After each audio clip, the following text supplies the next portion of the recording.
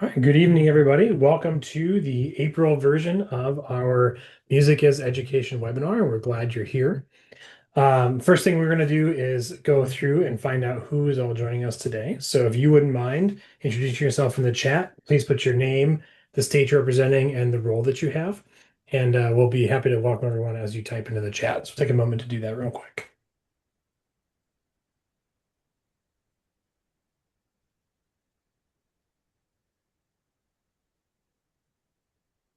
All right, we hope that everyone is having a great spring and that the temperatures are finally warming up. Um, where I'm in Indiana, just for funsies, it is a roller coaster adventure in the weather. So we're excited to be 40 degrees today and 80 degrees by Saturday, and then back down to 30 degrees next week. So hopefully everyone's having a also fun roller coaster with that. So again, as more people are jumping on, please go ahead and put your name, state, and the role you have in the chat. And I am now pleased to turn it over to Chio Feindler to walk us through our guest today.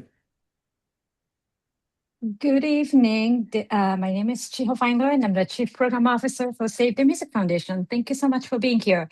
Today, I have a distinctive pleasure of bringing in two guests, one to talk about the federal level and the state level perspective of the education budget, and then bring it to the local level with that. So please, as the two individuals do a presentations, please place your questions in the chat, and one of us will be facilitating those questions and then all of those things. So with that, we want to bring in the first guest, Chris from the Education Commission of the States. He's been, I was told, that expert on the state level and the federal level education funding. So he's going to give us some trends and all of the things, also some resources. So Chris, please join me in the presentation. Thank you for being here. Great. Thank you, Chiho. It's wonderful to be here with you all today. As Chiho mentioned, my name is Chris Duncombe. I'm a principal with Education Commission of the States. For those of you who aren't familiar with ECS, we're a national education policy organization. We serve state education leaders in all 50 states in DC, and we've been doing this work for over 60 years now. So a lot of my expertise is on state school funding models. And so today, I'm going to provide an overview of some of the national landscape that we've observed at ECS, some of the legislative trends that we've seen in the last couple of years, and finally share a few resources and tools with all of you today. So if we continue on with the slides, and we can keep going.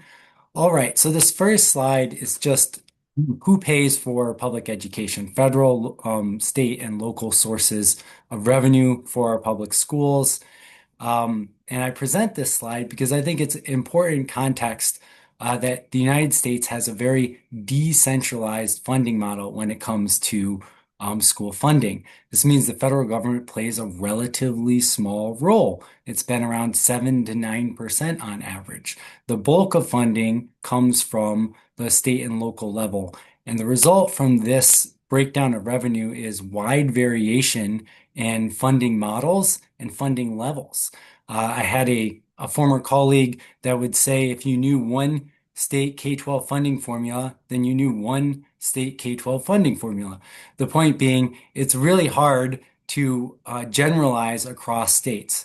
So I'm not going to go through and try to explain all of the differences between state funding systems today, but I did want to highlight why that variation exists and kind of how it looks on the extremes.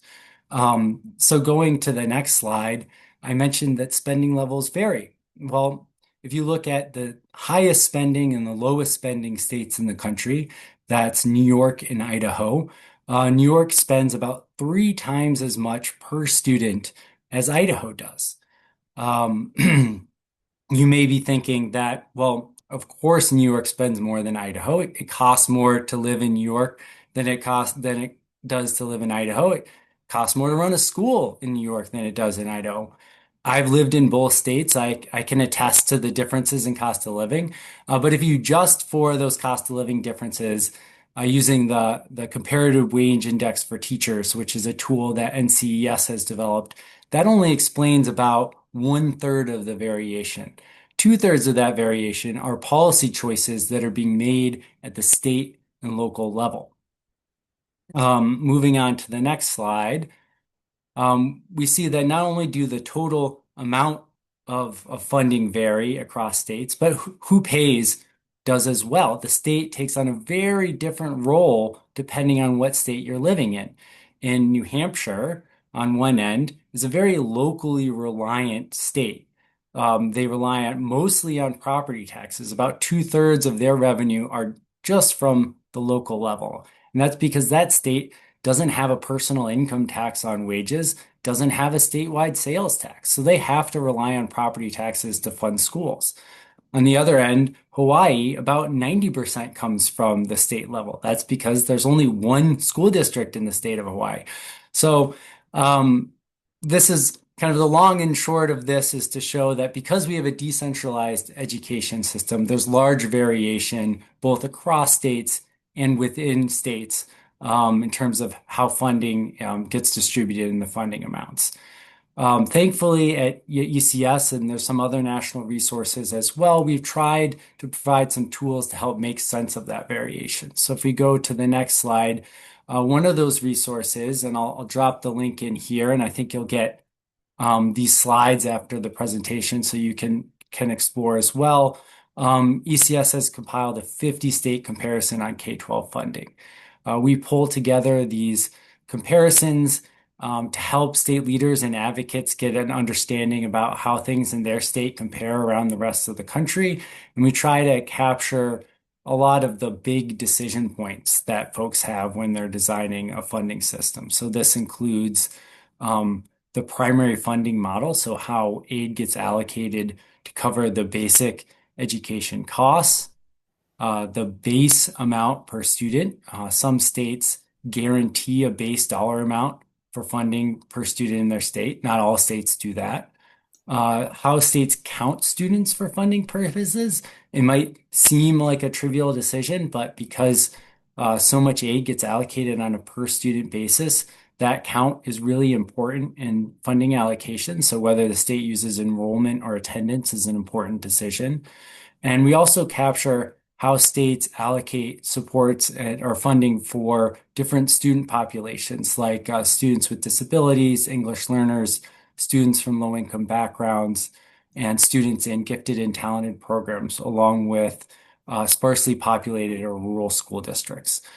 So that is kind of like our lay of the land resource that we share out. We also have, as part of that database, state-specific profiles that you can check out if you want to dive into just your state.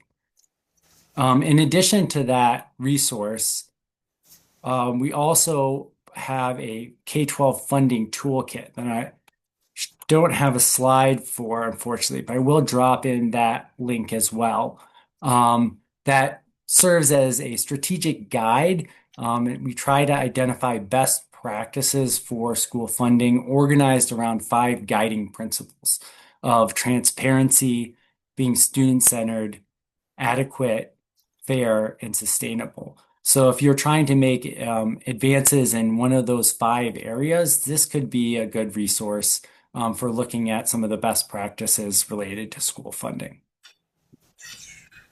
So I'll pause there for a second. That is the national landscape. Now I'll transition to some of the trends that we've been seeing in the school funding space. At ECS, we track state legislation and we summarize enacted bills. K-12 funding is always one of the areas where we get a lot of engagement. States are always enacting a lot of legislation. I will say that in 2025 and in 2026 so far, it's slowed up just a bit. There hasn't been as many bills. And I think there's a couple of explanations for that. One is, as you see on the slide, there's been a lot of uncertainty at the federal level, particularly in 2025. A lot of uncertainty about what the allocations were going to be, and that may have states adopt kind of a wait and see approach. But ultimately, for 2026, the federal government adopted funding levels consistent with prior levels. And so I think for at least the rest of 2026, there should be a little bit more certainty on federal allocations. Although I would never say 100% certainty, but so that might be encouraging for states to take more action. The other reason why we've seen kind of fewer bills from states is that budgets are tightening. General fund spending was at historic growth levels in 2021 and 2022. In 2026, it's projected to be pretty flat. So state leaders are often hesitant to enact major legislative reform if they don't think they have the dollars to pay to actually implement those changes. So that those are kind of, I think, why maybe we've seen it slow down in the last couple of years. But that is to not say that nothing's been happening. There have been changes that have taken place last year, and I'll go on to the next slide. And those changes have happened around three different bucket areas, around funding formulas, student populations, and teacher recruitment. Around funding formulas, there's been a general trend towards adopting student-based models. This is where the state allocates a base dollar amount for every student and then adjusts that base allocation by funding weights. And we've seen states such as Tennessee and Mississippi adopt these funding models in recent years. And then last year, Alabama, with the RAISE Act, also adopted a student-based funding formula. Regarding student populations, we oftentimes see states adjust the amount of funding that they provide for different student groups. But in this past year, we've also saw states change how they count students and identify those students for funding. And I'll get into an example of that in a second. And then finally, on teacher recruitment and retention, states investing more dollars to support teacher recruitment efforts with a particular interest around starting teacher pay and making it more competitive. Those have been kind of the three areas where we've seen the most legislation enacted in the last couple of years. I'm briefly going to go through the state examples that kind of fit within each one of those trends related to funding formulas. I mentioned Alabama adopted the RAISE Act. They put $165 million in state funds for the first year of implementation to adopt this new formula, and it has funding weights for the student populations that are listed on that slide. Going on to the next state, New Mexico adopted the Family Income Index. They've transitioned to a new way of identifying students from low-income backgrounds. The typical way that is used by states is to use participation in federal benefit programs, but those programs can undercount students due to barriers to enrollment or uncertainty around eligibility. So it's definitely not a perfect way to allocate funds for students from low-income backgrounds.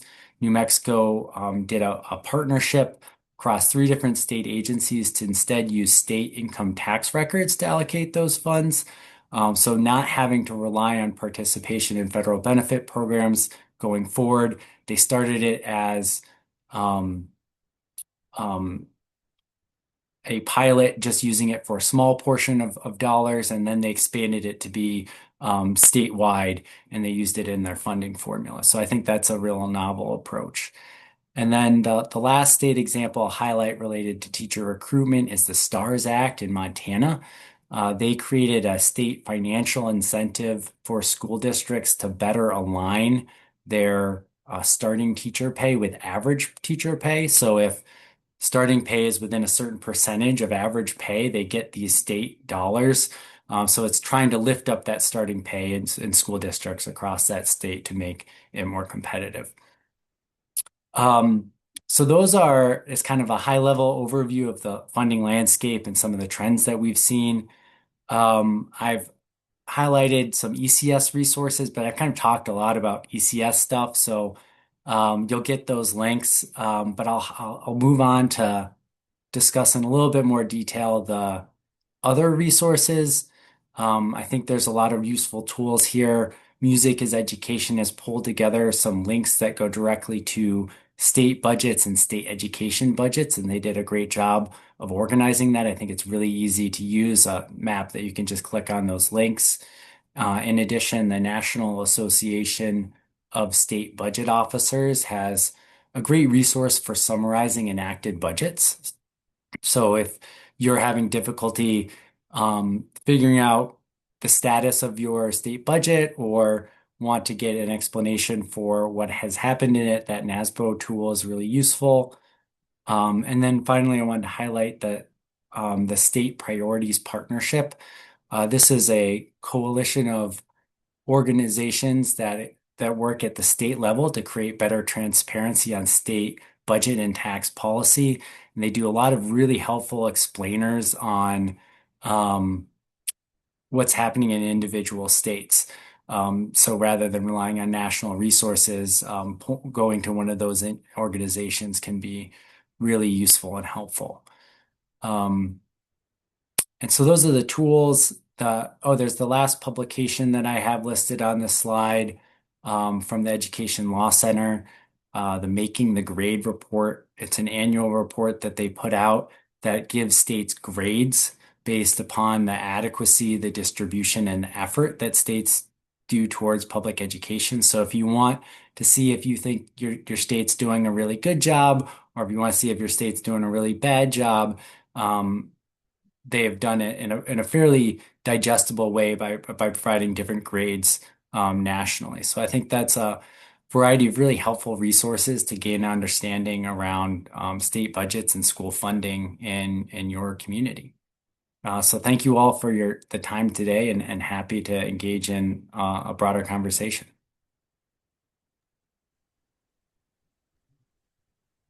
Thank you so much, Chris. Lynn, I'm going to invite you to see if there's any questions in the chat. I haven't been scrolling around. Thanks, Chiho. Yes, Yep. please feel free to put a question if you have one for Chris in the chat. And I'm wondering, and this may be too broad a question, Chris, but to sort of get us started while folks are thinking and putting their questions in, are you seeing, are you hearing, or are states engaging with the ECS as they sort of plan ahead and thinking about where there may be funding gaps in the future because of all of the federal changes? You kind of hinted at that on your federal slide, but are there concerns about how that's going to impact education, and will that shift that weight of state funding versus maybe local funding for school districts? I don't know if those conversations are happening, but just wondering if you've got any insight. Yeah, there was definitely a lot of conversation around that throughout 2025, because the proposal from the administration called for consolidating 18 different federal programs into a block grant, and it also included an across the board 15% reduction in funding for federal funding for education. So state responses to that, if it went forward, is a frequent area of conversation. The ended up an adopted budget that was enacted by Congress and the president signed is really just prior year funding. So really not the seismic shift that there are some conversations about. But that doesn't mean that won't happen or couldn't happen. The president has put out his proposal for the following year, 2027, and it's very similar to what was discussed in 2026. So it seems like there'll be a similar conversation. But I think, Congress has shown their cards a little bit in that they ignored the first proposal. So perhaps they'll be ignoring the second proposal. The only big change that I saw going through the summary of the administration's proposal for the Department of Education's budget is that there's a different name for the block grant. And so, not a huge shift in priorities, but just a branding shift. Thanks, Chris. The other thing I was thinking about was um, the impact of federal budget changes in terms of healthcare support and costs that are going to get shifted to the states, and how that might then impact the funding available in the states for education funding. So again, has that been part of the conversation, or is it too early to see that yet? Yeah, the Congressional Budget Office has put out some estimates related to this topic. I think it's one that will be so this is all related to changes in the One Big Beautiful Bill Act, the large reconciliation bill that had a substantial shift to both tax policy and healthcare policy. The tax policy changes happened right away. The healthcare policies get phased in over time. Um, but the concern is that cost share for states for programs such as SNAP and Medicaid will crowd out available dollars for K-12 schools going forward. I think that um, is definitely a concern, and I haven't seen um, estimates recently on what the exact impacts of that play out and how uniformly that is across states or if it's particularly felt in certain states. But I do think that is, as we get closer to the implementation of those changes, something that folks are going to be paying attention to. Thanks, Chris. Thanks for putting up with my questions. I don't think we have any others at this point in the chat. So, Chiho, I'll let you introduce our second guest. Go for it. Yeah, thank you again, Chris, for giving us this wide perspective on this. And in this time, we would like to bring in Rosie Grant, Executive Director of the Patterson Education Fund, to bring in the LEA, right, Local Education Agency perspective of how the budget gets translated there. So Rosie, please join us. Sure. Thank you, Chiho. Thank you so much for inviting me, and thanks for coming, everyone. Good evening. Next slide, please. I won't say a whole lot about me. I think you have access to my bio. What I want to do in this session is talk a little bit about how a typical district budget gets developed. And then we're going to look at a local budget. I'm going to invite you to ask some questions. It's an important part of this piece of work. And I will lead you into a questioning strategy that I learned a good 30 something years ago and still use today because I find it to be so effective. So the typical school district will start their budget planning in October. Sometimes they're doing it publicly, sometimes behind the scenes. I've seen district have goal setting meetings in October that lead them then to the budgeting process. So at the district level, they ask all the departments to submit their budget requests somewhere around December. This is certainly typical for New Jersey, and I understand a lot of other states. The building requests from the principals and other building leaders also may come in December. Some schools don't ask for a building request. You just get told what you're getting for the following year. The school board will have some discussions. There's usually a preliminary budget forum somewhere around January. And then there's a public budget hearing in New Jersey in May. I understand that may be different in other places. The school board, once they have that public hearing of the preliminary budget, submits it to the county. And then the county superintendent will approve or ask for some changes. And then there's a public hearing in June, and the final vote has to happen by June 30th because our fiscal years start July 1st for our school districts. Some districts have elections for the budget where the public gets to vote it up or down. Others don't. The districts that have their school board election in November get just a board vote. And the ones in New Jersey that have their school board election, which is upcoming in the springtime, they get to have a public vote. And this was offered to our districts by the state at one point when they were trying to streamline and trying to get people, particularly districts coming out of local control, to save money by having their elections in November. Next slide, please. So the districts are required to give public access to the school budget. The advertised version is usually released to the public in April. or in May. And the entire budget kind of looks like this picture. It's in Patterson. We're a district of roughly 25,000 kids. The budget is 720 pages. So you will not get copy. You will not get a copy when you ask for it, but they are required to allow you to come in and look at it. And over the last few years, since the COVID pandemic shutdown, our district in Patterson has been publishing the budget online after the fact. So if people are not able to make the appointment and go and sit and pour through the pages of the budget, most of us don't know what to look for as parents or educators or folks just interested in the community.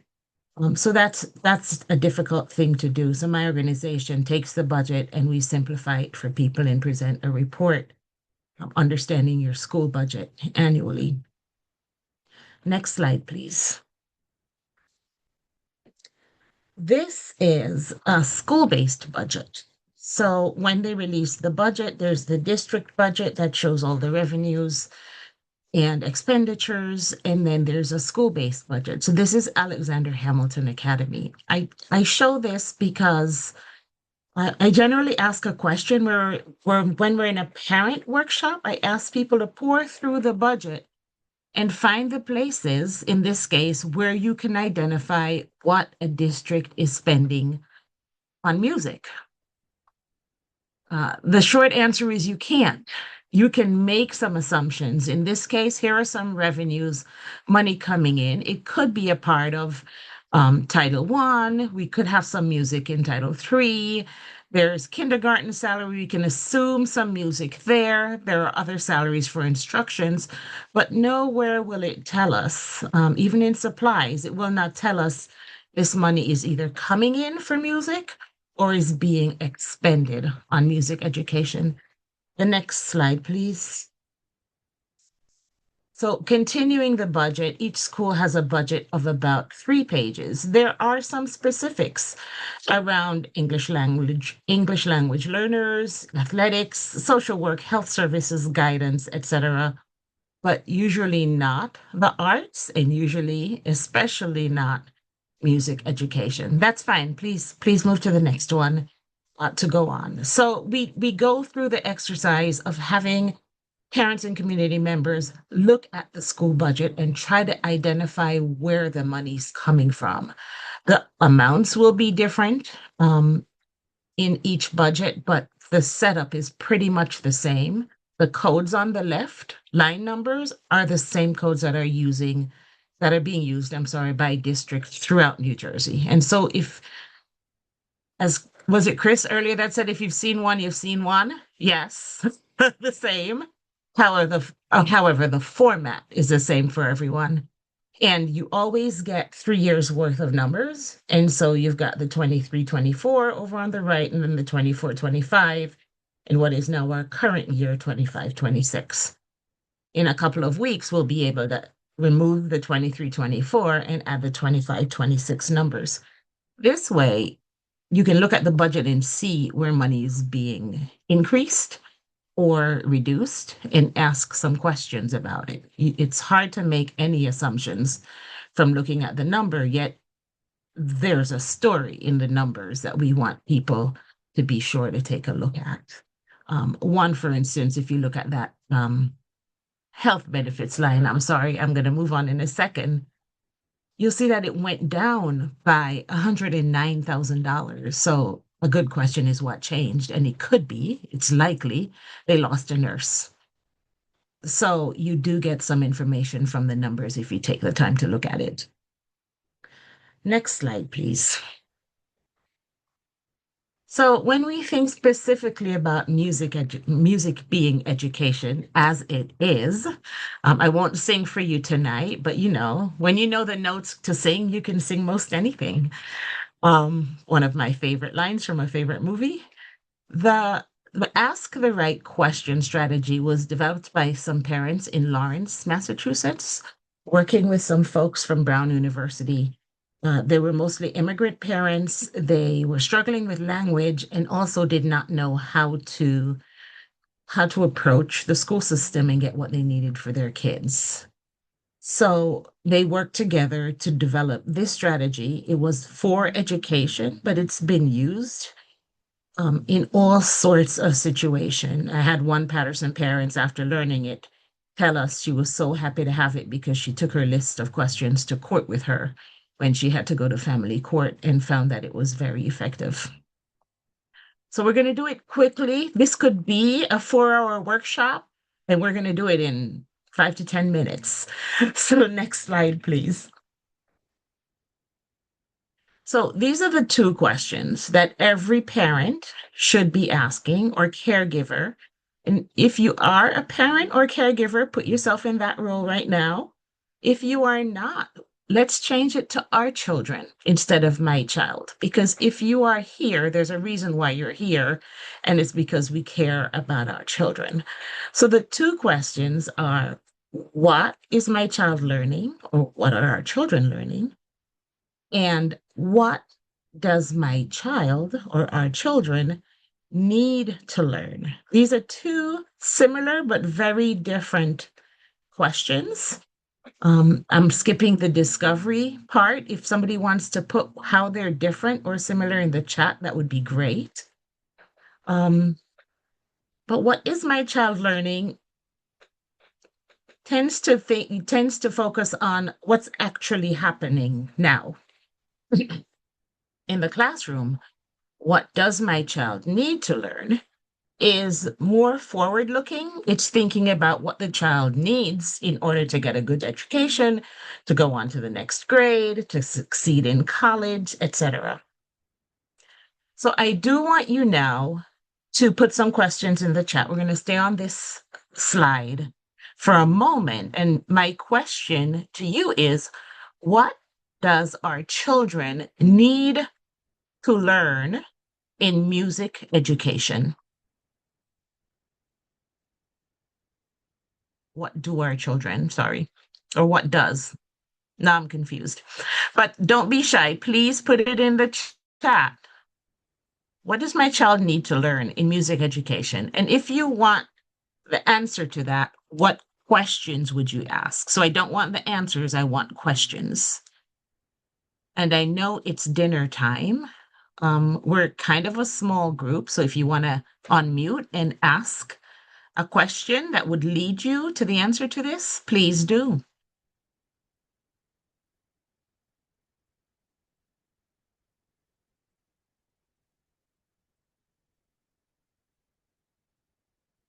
How to create music. How does my child know how to create music? How do they make music with others? How to work in a group? How will participation in music help them in the future? How to be a critical thinker? Wonderful. I love that these questions are starting with the word how. Because another thing that we then go to in the questioning, every parent develops their list of questions or in small groups, and we look at them. And we want to make sure, because we want to build relationships, because relationships will get us more answers in the long term. We ask them to take any closed-ended questions that can be answered with one word and open them up and make them open-ended questions. So the second piece of the strategy, great questions, thank you. And all of them open-ended. But that's the second piece, is if you want to have conversation with the people that you're asking, for instance, your business administrator inside your school district, or maybe it's the classroom teacher or the principal, you want to use the open-ended questions so that you're encouraging conversation and dialogue rather than just getting yes or no answers. It makes such a huge difference. So once we have this first list of questions around music education, we can then take any one of those questions and think about if you're going to a back to school night, you have 5 minutes, maybe you have 15 if you're lucky. What is your core question, and what are the questions you really want answered? So you take your list of 10 I love that one. Can you help me understand how my child will have the same music and arts opportunities as students in surrounding schools, district, without budget priority supporting the arts? My work is done. That's a great question. So you take your questions, you ask which one is a priority question. Let's say it's that one, the last one that I read. And you again build a list of questions under that one because that will help you focus in the limited time. If you're going to a school board meeting, we have 3 minutes to ask questions or give testimony. So we want to make sure that we're asking the right question. You can again take that question, say, okay, what do I want to know for sure? Ask some more questions under that, and you can keep going. That is the premise of the right question strategy, is to write down your questions, to prioritize them, to make sure that they're open-ended, and then to break them down some more. Uh, it's important that you ask questions about music education in the budget now. It might be a bit late now, but you can still make the case. But think about next year and make sure that you're asking it at every level, not just the local school board, but at every level, at the district, school board, state decision making, and federal level. Start asking them in September or October every opportunity you get. Next slide, please.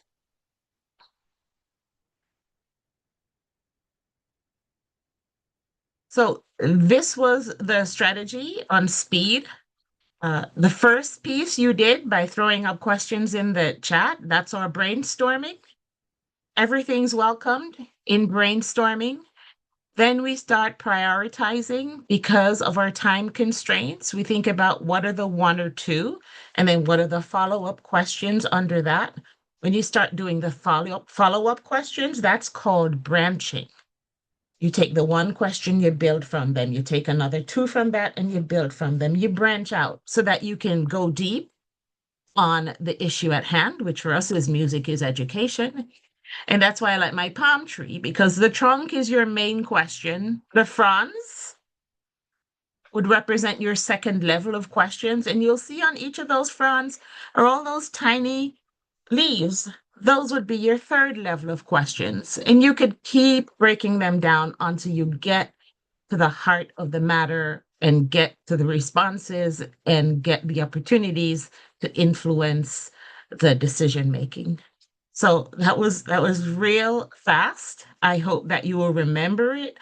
And if you ever want a full Ask the Right Question project workshop, we can do that as well. Was that my last slide? Wonderful. Thank you. Any questions? I'm happy to respond. Thank you so much, Rosie, and thank you for taking us through the right question protocol. I've used that in other sessions, but I've never thought about it in terms of asking budget questions. So it's really impactful. Really appreciate that. Are there questions for Thank you. Rosie?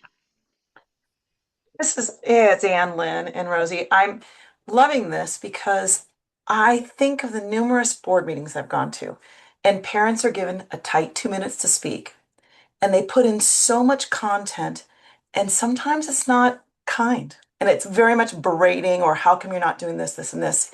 In lieu of leading with a question, because the moment you lead with a question, you're inviting them to engage in the need. And I think it's such a positive twist on it, leaving an opportunity for them to engage in a conversation with you. And at the same time, we get to educate all the other people in that space about what needs to happen through your question. So the twist of opportunity with that open question really allows for a positive engagement and interaction. So true. And be mindful that sometimes they won't engage with you as a rule. They just let the public portion happen. But for the most part, someone will follow up afterwards. Or that could be your email follow-up with them. I Sure. asked this question, and then that, so the yes and to that. Yeah, I love that. Yes. So, Rosie, I'd like to ask you, how often do you go to attend a school board meeting, or how often do you engage with a school board member or school board members throughout the year? Are you just showing up at budget time with your presentation No. or? No. Fortunately, I've put it as a part of my job description. I'm at every school board meeting unless there's illness or something else has pulled me away. But when I don't sign up to speak, somebody goes, Rosie isn't here. But relationships are important. And so I'm at every school board meeting. I sign up to speak at every school board meeting because there's always something to advocate for when it comes to our kids. And we reach out to the new leadership every year when there's an election and there's a new president in place. We reach out to say, hey, I know you know who we are, but can we sit down and talk about your priorities and our priorities and see where we can work together? So we're really intent on building those relationships. It's not all good. As advocates, sometimes you're going to say things they don't want to hear, but we try to always say it respectfully and with some data behind it. Do you ever show up to say thank you? Absolutely. Yes, that's important. You can't just always be batting them down. So But Bob, just in general, something else is going on at every school board meeting. Start with your thank yous, start with your congratulations, and then moving to the issue, and all of that in 2 or 3 minutes. Great, thank you. Rosie, we do have a question asking about do you have do you have to be an educator employed in that school district to attend a school board meeting?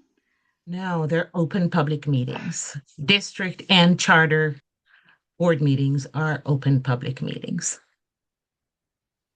Great. And then I had a wonderment for you. What what might or how could an educator or a parent get engaged in that goal setting, that priority setting that really begins the budget process in the fall? How do you get to that table, or who do you know who might already be at that table to help bring forward concerns, ideas, suggestions? So there's probably a private, off the public, not public facing, let's say that way, committee meeting. We can't really affect those unless we already have some relationships. But relationships in the district is important. Do you know who the head of the music department is? That's a person you want to get to know if this is your field. And then the budget priority setting meeting is usually happening at one of the public meetings, and it is announced, and anyone can sign up to speak for their 2 to 3 minutes at the mic. I want to come back again to relationships. They're so important. They're so important, even at the school level. And because you asked, Lynn, I'm going to expand that a little bit to say every parent should have an advocate, someone in the school building who they know well enough to have their cell phone numbers or to give them yours, because we need those relationships in order to make sure that when we're not there, someone's caring for our kids in the way that we would appreciate. And most of the time, it's the classroom teacher, but it could be the nurse or the custodian or the lunch lady as well. Thank you so much, Rosie. You're so welcome. And I've placed in the chat Rosie's additional content and information as well as some of her slides. Thank you. May I add, that's the screens you couldn't read. So there's the district level budget and then a couple of school budgets if you want to pour into it. Thanks so much.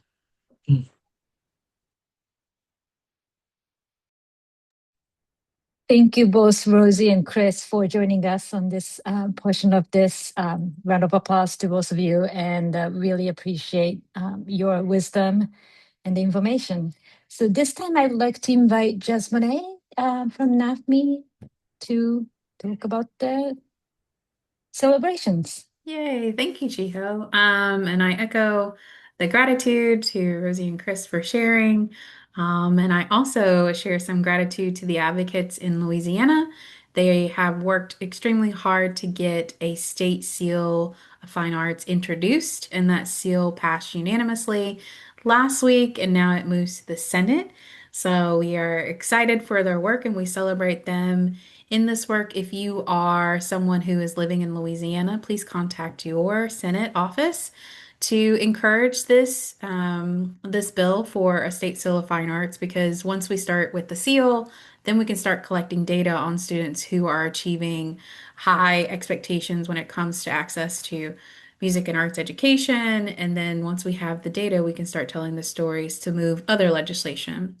And we also celebrate the work of the advocates in Delaware as well, similar to the state seal of fine arts. They are looking at a certificate of arts excellence. And again, it passed in the House and now it is working its way to the Senate. So we are looking to these states and celebrating them, but also encouraging you. If you have contacts in these states, please reach out to them and just ask them, do you know about this? And if the answer is no, you can always say, hey, go and check it out, look it up, Google, and then contact your representatives. Um, and speaking of contacting your representatives, next slide, please. Yay! Okay, so here's an opportunity to impact change at the federal level and therefore at the local level. Chris gave us a fantastic overview of federal funding. And although it's a small portion of education funding at the state and local level, it's still a portion and we still need those funds. And Congress reacts when their members contact them. So we encourage you to use the QR code. We also put that link in the chat. Thank you, Anne, for supporting us in the links tonight. I appreciate you. But also in the chat, Anne has put federal funding overview, and it talks about how you can utilize federal funding to support music and arts education. Rosie talked about Title I being a budget line item. Title I is an allowable use, then you might also get access to Title II or Title IV funds. And that overview gives you some specific examples. And I am also going to put in the chat. And do you have the link for the release of the federal funds? Oh, thank you, thank you, thank you. If you're looking for specific examples of how federal funds have been used across the country within the past couple of years, I highly recommend the Federal Funds Survey. This is a multi-organization effort to collect data on how federal funds are being used to support arts and music education. So it's a great resource, but also some information on how you can utilize federal funding to support music and arts education. And that is all I have. I'm going to turn it back over to our wonderful leaders. I think it's Bob next. Indeed, it is. Thank you, Jasmine. A wise man once told me, one action is worth 1,000 conferences. So what we want to know is, what's your action? What's your next step? What step are you going to take with all the great information that's been shared here today? And how can you then apply it to the work that you're doing in your own state or within your own community? So just think about what what your next steps may be, and feel free to just throw it into the chat, during the next few minutes as we go through some other resources that are available to you. And maybe one of your action steps is this next step. So next slide, please. And you'll see that what we've put together is a monitoring the school budget process document. Basically, understand how arts programs are funded, identify the potential risks before final decisions, make sure you communicate the value of music and arts education to our decision makers, and also to make sure that you can prevent any late budget surprises. Oftentimes we hear people going, oh my goodness, we just learned that they're going to cut the program and the vote is in 3 days. Well, it didn't start 3 days ago, right? This started months ago. So the whole idea of, and Rosie hit on this, being able to monitor the school budget is really critically important. And it starts much earlier than you think. Some of the conversations will even begin earlier in the summer before faculty members are actually engaged once they come back to school in September. So that's certainly an action worth taking. You can download the monitoring school budget process that's available on the Music is Education website. There's the QR code. And if you're looking for it on the website, it's under local advocacy. Next slide. We also have some tools and materials that are available to you to use. The one that we've been building out for the past year is Carl B, your music advocacy assistant. Think of Carl as your personal music advocacy assistant. It's an AI chatbot that has a custom-built and curated knowledge base of the best research that's available, the best information available on topics related to music and arts education, budgeting, monitoring the budget process, advocating for your programs. It can help you write letters, speeches, talking points, research, advocacy planning, state budget testimony, and even role playing. We've had people come in and say, I'm meeting with a school board member or I'm meeting with somebody who may not be supportive of our programs. Help me help prepare me for a conversation with somebody who may not necessarily be favorable to your position, and it will it will take on that role. So it's a fantastic tool for you to use. And it's there free at the Music is Education website, musiceducation.org. And you'll see the link to Carl B right there on the home page. Additionally, we have some upcoming events and activities besides all the tools that we have at the website. The National Association of Music Merchants, NAM, is doing their legislative fly-in in Washington, D.C. on May 10th through the 14th, 2026. You can register there at the link that Anne has just sent down into the chat. Also, our next webinar will be on Thursday, May the 7th, 2026. The link is also in the chat, or you can use the QR code. Also, I'd invite you to explore the additional tools and resources that we have at musiciseducation.org. Chris had mentioned the state map that we put up that allows you to track the state budget process as well as other information that's related to your state. That information is there. You'll also find connections to all sorts of resources, not only that we put up there from the Music is Education Coalition, but also things like the Teach Music Coalition on working to get more teachers involved, or the NAFME's Music Professional Teachers Initiative. A lot of great resources that are there for you to explore. We talked about Carl B. Again, take him for a test drive. You'll be amazed at what he can do. And then we have our Music is Education YouTube channel.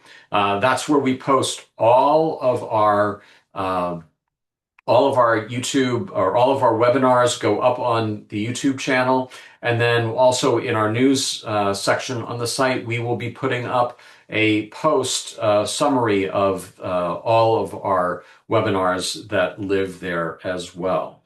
Next slide, please. And so before we go, I do want to say thank you. This is organized by volunteers. This is an all volunteer effort by leaders from the variety of our national and state organizations.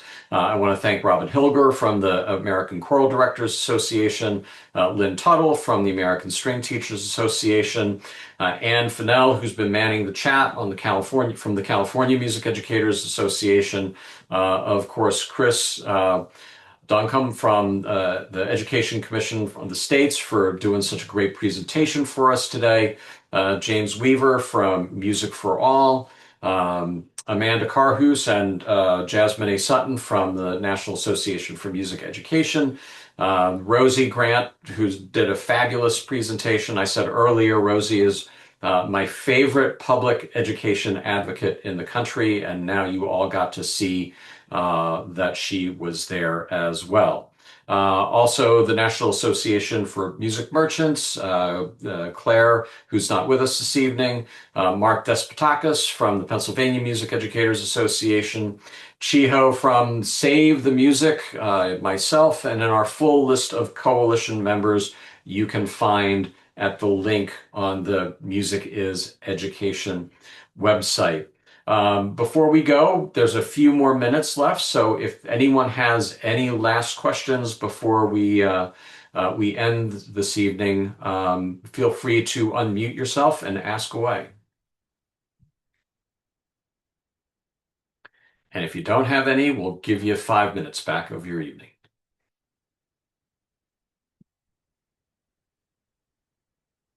All right, seeing none. Thank you all for joining us. It's been a great webinar, and we look forward to seeing you on the next session on May the 7th. Have a great evening, everyone. Thank you, Chris and Rosie.